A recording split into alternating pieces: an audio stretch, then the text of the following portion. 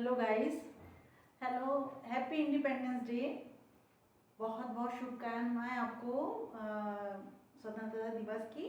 आज से मैंने बिल्कुल नया बैच शुरू किया है और बिल्कुल जीरो से शुरू करवा रही हूँ मैं। उसमें ये है कि आपको बिल्कुल भी इंग्लिश नहीं आती है तो भी आप इंग्लिश बोल सकते हो, है ना। और कम से कम आप कोशिश कर सकते हो, बस आपको थोड़ा सा हिंदी का नॉलेज होना चाहिए। उस हिसाब से अपन इंग्लिश को शुरुआत करेंगे, ठीक है। तो चलते हैं गाइस। और आज के दिन एक रेजोल्यूशन जरूर ले लीजिए कि ठीक है 3 महीने बाद, 4 महीने बाद या 6 महीने बाद या 1 साल बाद आपकी इंग्लिश पक्का अच्छी हो ही जाएगी, है ना। तो बिल्कुल शुरुआत करते हैं आज पहले दिन से। तो अल्फाबेट से शुरू करते हैं। तो गाइस मैं बता सकती हूँ आपको कि जैसे हमारा हिंदी में अनाराम्स होते हैं या जिस भी लैंग्वेज में आप हो, पंजाबी में हो सकते हैं, गुजराती में हो सकते हो, वहाँ पर हो सकते हैं, ऐसे इंग्लिश में भी लेटर्स होते हैं, कुछ अल्फाबेट्स होते हैं। तो वहाँ पे पहले तो हम लेटर्स पढ़ेंगे, फिर हम पढ़ेंगे कि अल्फाबेट क्या हो सकते हैं ना। तो ये हमारे पास एकदम जीरो से शुरू कर रहे हैं अपन। ये होता है ABCDEFGHIJKLMNOPQRSTUVWXYZ। ये गाइस लेटर हैं जो मैंने कैपिटल फॉर्म में लिखे हुए हैं ना। अब क्या होगा, जो स्मॉल लेटर है इन्हीं को इंग्लिश में क्या होता है, दो प्रकार की लिपि पे लिखते हैं अपन। लिपि उनकी एक ही होती है, जैसे अपनी हिंदी में देवनागरी लिपि होती है ना, वैसे वहाँ पे दो तरह से लिखते हैं, एक कैपिटल होता है और एक स्मॉल होता है। तो कैपिटल लेटर को मैंने ऊपर लिखा और उन्हीं के जो स्मॉल लेटर होते हैं उसको मैंने काय में लिखा हुआ है, स्मॉल लेटर में नीचे लिख दिया है। ए और प्रोनाउंसिएशन में आपको बोलते जा रही हूँ तो वैसा आपको प्रोनाउंसिएशन करना है, ठीक है ना। ABCDEFGHIJKLMNOPQRSTUVWXYZ, ठीक है ना। YZ मतलब दोनों के दोनों को मैंने वहां तक लेके आ गई हूँ और वहां से आपको तो इसके बाद में फिर क्या करेंगे अपन, ये कैपिटल हो गया और ये स्मॉल हो गए, है ना। ये अल्फाबेट्स नहीं, ये अल्फाबेट्स नहीं है, ये लेटर्स। हम वही गलती करते हैं। ये 26 लेटर्स होते हैं इंग्लिश में और उसको एक अल्फाबेट में पिरो जाता है। यानी अगर हम इस सबको एक बैग में रख देंगे या एक माला बना लेंगे तो दैट इज कॉल्ड एक अल्फाबेट होगा। एक अल्फाबेट के अंदर होते हैं 26 लेटर, है ना। तो आप कभी मत कहिए कि एक अल्फाबेट 26 होते हैं। 26 लेटर होते हैं एक अल्फाबेट में, ठीक है ना। अपन कैसे बोलते हैं, वर्णमाला। तो देखो यहाँ पे अल्फाबेट वर्णमाला और लेटर्स को अपन अक्षर कहेंगे। जो अपन बोलते हैं ना अक्षर अ आ ई उ, है ना। फिर शब्द बनाते हैं, फिर शब्द से वाक्य बनते हैं। तो ये सबसे शुरुआत है ना। तो ये बिल्कुल बिगनर्स के लिए है, इसलिए मैं इसको लेके आई। 26 लेटर होते हैं इसमें। और इसमें भी जैसे अपन हिंदी में कुछ स्वर होते हैं और व्यंजन होते हैं, ऐसे इंग्लिश में भी इसमें स्वर और व्यंजन होते हैं। तो स्वर को हम वोवेल कहते हैं और व्यंजन को हम कॉन्सोनेंट कहते हैं, है ना। ठीक है, तो अपन इसको देख लेंगे। तो जो हमारे पास वॉवेल है वो है हमारे पास A I O U E, है ना। AEIOU, ये सब अपने वॉवेल्स होते हैं। इनका साउंड मैं बता दूंगी आपको कि जहाँ पे अ आ ई उ ए ऐसे साउंड आता है ना, इसी को कहते हैं वॉवेल साउंड आना, है ना। वॉवेल तो वॉवेल है लेकिन कहीं कहीं पे साउंड भी वॉवेल आता है ना, ठीक है। अभी आगे चल के पढ़ेंगे इसको। फिर अपन अपने हिंदी के स्वर के साथ में कैसे लिखेंगे, और इंग्लिश में अगर लिखना है तो अ आ ई ई उ ए ओ औ अह, है ना। अब उसको इंग्लिश में कैसे लिखना है, उसको तो इंग्लिश में लिखना ही पड़ेगा। स्पेलिंग लिखना है तो स्पेलिंग का शुरू से ऐसे ही सीखी जाती है ना, ठीक है। तो ए अगर हमको लिखना है, अ का प्रोनाउंसिएशन जहाँ आ रहा है तो वहाँ ए लिखना पड़ेगा, और जहाँ आ का प्रोनाउंसिएशन आ रहा है वहाँ पे 2 बार आ लिखना पड़ेगा। ई लिखना है तो छोटा वाला ई लिखना है तो आई की मात्रा लगेगी, और डबल ई हो गया इसका मतलब बड़ी की मात्रा हो सकती है वहां पे, है ना। फिर ओ लिखा है मतलब केवल आपको यू लिखने से काम चल जाएगा, लेकिन बड़ा ओ लिखना है तो वहां पे डबल ओ लगाना पड़ेगा, ठीक है। ए लिखना है तो ई लगाने से काम चल जाएगा, आई लिखना है तो ए और आई लगाने से काम चलेगा, ओ लिखना है तो ओ से काम चलेगा, और ए और ओ लिखा और कहीं कहीं ओ और यू से भी काम चलता है तो अपन ओ लिख देते हैं। और अम होता है तो ए एम और ए एम से अम हो जाता है, ठीक है। आह होता है एच, एच से आह लिखते हैं।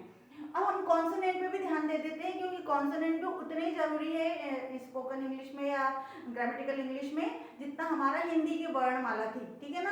तो वहां पे जैसे हमारे व्यंजन होते हैं वैसे यहाँ पर हम कॉन्सोनेंट पढ़ते हैं। कॉन्सोनेंट में अपने में क ख ग घ च ढ ये होते हैं, तो इनको हम इंग्लिश में भी पढ़ेंगे, ठीक है। तो इंग्लिश में पढ़ने के साथ साथ फिर उसकी यहाँ पे नीचे आपको दिखाई दे रहा होगा, तो क यदि आपको लिखना है लिखना पड़ेगा, ख लिखना है, सॉरी के क क्या लिखना है तो क लिखना पड़ेगा, के ख लिखना है तो के एच लिखना पड़ेगा, ग लिखना है तो केवल जी से काम चल जाएगा, घ लिखना है तो जी एच से काम चलेगा, ड लिखना है तो ढ़ से काम चलेगा, च लिखना है तो सी एच से काम चलेगा, छ लिखना है तो सी डबल एच से काम चलेगा, और ज लिखना है तो केवल ज से काम चलेगा, और झ झंडे का लिखना है तो जी एच और जे एस से काम चलेगा, और इंगा है ना। इस प्रकार से इसके आगे भी अपन चलते हैं, और इसी की 12 कड़ी से 12 कड़ी आपको कैसे लिखना पड़ेगा, देखो ऐसे लिखना पड़ेगा, के का ई, इसको भी मैं लिखना सिखाऊंगी अभी। अब अपन आगे चलेंगे ट ट टी से, इसको मैं फिर से दिखती हूँ, नीचे लिख देती हूँ फिर आपको दिखाती हूँ। तो अब इसके बाद में ट आएगा, तो ट ठ ड ढ ड़ त थ द ध, तो कैसा करना है, ट की जगह पे टी लिखेंगे, ठ के जगह पे टी एच लिखेंगे, ड़ की वजह में डी लिखेंगे, ण की वजह से टी एच लिखेंगे, और ड़ की जगह पे एन लिख देंगे, है ना। एन से भी कहीं काम चलता है और कहीं पे टी पे भी लगाना पड़ता है ना। तो जब तक कि हमको ये सब पूरी 12 घड़ी और शब्दों को लिखते नहीं आएगा तब तक हम आगे कैसे बढ़ेंगे ना। फिर त के लिए टी अकेले से काम चलेगा, थ के लिए टी एच होगा, फिर द दवात का लिखने के लिए डी अकेले से काम चल जाएगा, फिर ध जहाँ पे प्रोनाउंसिएशन आएगा डी एच लगाना पड़ेगा, और न के लिए हमको एन लगाना पड़ेगा, ठीक है। अब देखेंगे प अकेला लिखना है तो प पतंग से पी से चल जाएगा, व लिखना है तो पी एच लगाना है, बी लिखना है तो बी से काम चल जाएगा ब लिखने के लिए, भ भटेगा लिखने के लिए बी एच लगाना पड़ेगा, और म लिखने के लिए एम से काम चलाना पड़ेगा, है ना। य के लिए y लगाना पड़ेगा, और र के लिए r लगाना पड़ेगा, ल के लिए l लगाना पड़ेगा, व के लिए v और w दोनों कहीं कहीं लगाते हैं, v भी लगाते हैं और w भी लगाते हैं, और शक्कर का जो आता है वो sh से लगाते हैं ना, ठीक है। फिर श के लिए भी sh लगेगा, फिर स सरोते के लिए s से चलेगा, लेकिन ह हल्का होता है उसको हम h से लिखते हैं ना, ह हलवाई का, ठीक है ना, HL है ना। तो उस प्रकार से श के एच एस, श का थोड़ा सा ध्यान रखना, के एच एस क्षत्रिय का, उसमें ध्यान रखना कि के एस और एच तीनों साथ में आता है, ठीक है। टी आर से काम चल जाएगा, लेकिन गया के लिए जी और वाई लगाना पड़ेगा, ठीक है। इसको गाइस पहले बहुत अच्छे से ध्यान रखिए, नो मैटर कि आप कितने बड़े हो गए हो, आपने एमए कर लिया, एमएससी कर लिया, डजंट मैटर। अगर आप शुरू करनी चाहती हो कि मैं फिर से शुरू करता हूँ, मेरे को बहुत ज़्यादा इंग्लिश का नॉलेज नहीं है, इंग्लिश पॉइंट ऑफ व्यू से मैंने केवल नंबर के हिसाब से पढ़ ली, तो बिल्कुल मत डरो। हर व्यक्ति कभी भी शुरुआत तो करता है, तो वो इस प्रकार से शुरुआत कर सकता है। और गाइस मुझे लगता है कि अगर आप इस तरह से शुरू करेंगे तो डेफिनेटली आपको बहुत अच्छे उसका असर मिलेगा।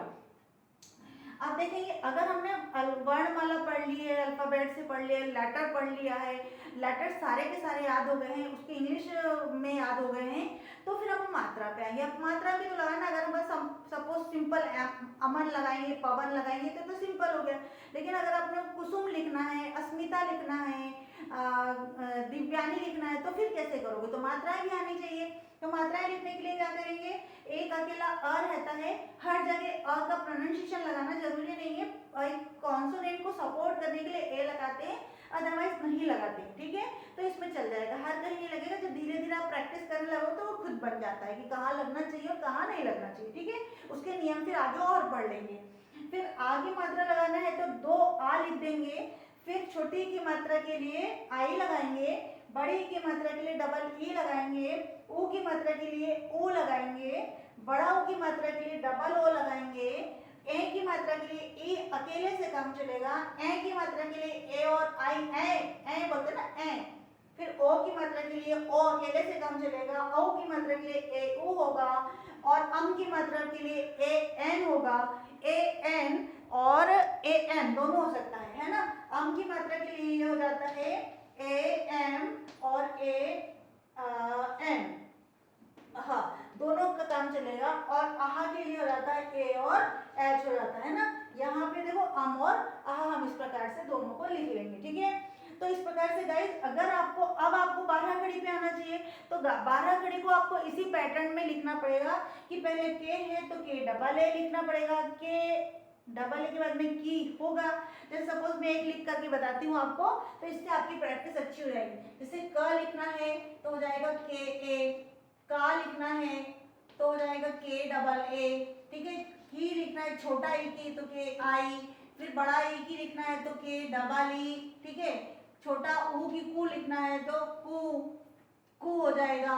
और फिर बड़ा ओ का लिखना है कू तो कू डबल ओ, फिर ठीक है के हो गया के तो के ई हो जाएगा, के आई के हो गया तो के ए आई के, को हो जाएगा तो के ओ, और कौ हो जाएगा तो कौ के मतलब हो जाएगा कौवा वाला के ए यू कौ, और कम हो जाएगा तो के ए एम कम, कम भी हो सकता है और कन भी हो सकता है, कंचन और कंचन है ना, अलग अलग कम। और कहा हो सकता है के ए एच है ना, ठीक है। यहाँ पे कहा हो सकता है। इसके बाद में गाइस ऐसा नहीं है कि यहाँ पे हमारी लर्निंग खत्म हो जानी चाहिए। इसको हम पहले पूरे 2-3 दिन प्रैक्टिस करेंगे, प लेंगे, ट लेंगे, थ लेंगे, 1-2 दिन तक की उसकी रेगुलर प्रैक्टिस करेंगे तो उससे हम स्पेलिंग आराम से बना सकते हैं। स्पेलिंग कैसे बनाना, फिर बहुत बड़ी बड़ी स्पेलिंग तो बनाना नहीं है पहले दूसरे दिन में। उसके बाद में हम क्या करेंगे, छोटे छोटे लेटर लेंगे। जैसे क्या होता है, अमन ले लेंगे, जैसे हमने ले लिया। इसको लिखने के बाद में गाइस मुझे ऐसा लगता है कि आपने इसको लिख लिया और फिर आप इसको धीरे से छोटे छोटे लेटर लिखेंगे। कैसे लेटर लिखेंगे छोटे छोटे, अब आपको मैं बताती हूँ कि आपको उसको कैसे करना। तो पहले आप बिल्कुल KG 1 में पहुंच जाइए। ये लिख लीजिए अमन, इसमें देखो कोई भी मात्रा नहीं है, अमन, पवन है ना, पवन, कलम, ठीक है। इस प्रकार की कोई भी मात्राएं नहीं है, आपको उससे काम चलाना है ना। फिर अपन लिख सकते हैं जैसे अभी सावन चल रहा, सावन, ठीक है। इस प्रकार से काम चलेगा। ऐसे अलग अलग छोटी छोटी मात्राएं, सबके जो कॉलोनी में आपके बच्चे होते हैं उनके नाम लिख लिख करके देखिए, उनसे कुछ गलती हो सकती है। फिर किचन के कुछ नाम लेकर के देख लीजिए, डोर, डोर लिख सकते हैं। अपने सामने जो चीजें सामने आ रही है उसको लिख लेंगे। बहुत छोटी छोटी चीजों से नाम लिखेंगे। मैंने कुछ यहाँ पर लिख कर भी रहा है, जैसे आ की मात्रा के लिए करना है तो पारस, ठीक है ना। वो लिखते लिखते में और आपको प्रैक्टिस हो जाएगी कि कहाँ आपको लगाना है कहाँ नहीं लगाना है। पारस लगा दिया। अब समझो डबल ई की मात्रा लेना तो एन डबल एन एन, नीलम लगा दिया, ठीक है ना। ओ की मात्रा के लिए KAURAV कौरव, ये हो गया कौरव। फिर लगा लिया आरव, ARAVE आरव। फिर लगा लिया, अब जैसे अपने को ग्रेप्स, GRAPES ग्रेप्स। तो पहले बहुत छोटी छोटी लेटर के साथ को आपको प्रैक्टिस करनी पड़ेगी और फिर बड़ी स्पेलिंग पे चलेंगे। अब जब आपने प्रैक्टिस, जब आर की रैप हो जाएगी तो रैप को कैसे लिखना पड़ेगा, उसके लिए भी तो आपको प्रैक्टिस करना पड़ेगा, है ना। तो KRI से काम चल जाता, ARI। जैसे देखो कृतिका लिखूंगी मैं, KRATI कृतिका, ठीक है ना, कृतिका हो गया। EARTH अर्थ, अर्थ, र की रेप का प्रोनाउंसिएशन आ रहा है। फिर निर्मला, निर्मला। इस प्रकार से आपको गाइस छोटे छोटे सेंटेंस, पहले वर्ड बनाना है। ये होते हैं वर्ड गाइस। अगर ये लेटर लेटर को जोड़ करके हमने वर्ड बनाए हैं, अब हम इन वर्ड को जोड़ करके हम क्या बनाएंगे, लेटर बनाएंगे। जैसे देखो, और मैं जैसे अभी मैंने बताया ना कि अमन लिखा है अपन ने, तो बहुत छोटे छोटे वर्ड को लिखेंगे पहले अपन, ये वर्ड हो गए। फिर इसके साथ में अपन कुछ ऐसे वर्ड भी लिखेंगे, इज लिखेंगे, THIS दिस लिखेंगे, THAT दैट लिखेंगे। ऐसे स्पेलिंग छोटी छोटी बनाएंगे। फिर इसको हम प्लूरल में करके देखेंगे, इज का हो जाता है आर हो जाता है, दिस का हो जाता है दीज हो जाता है, फिर दैट का हो जाता है दोज हो जाता है। इस प्रकार से हम लेटर लिखेंगे। लेटर लिखने के बाद में इनको जोड़ जोड़ के हम एक सेंटेंस बना सकते हैं। सपोज लिखेंगे दिस इज अ बॉय। तो इस प्रकार जब आप धीरे धीरे करेंगे, इसको हम नेक्स्ट वीडियो में बताएंगे कि हमको लेटर कैसे लिखना है, दिस का यूज क्यों करते हैं, दैट का यूज क्यों करते हैं। फिर हम धीरे धीरे सेंटेंस को फॉर्म करना सीखेंगे और ऐसे करते करते हम अपने इंग्लिश को आगे बढ़ाते चले जाएंगे। Thank you for watching me.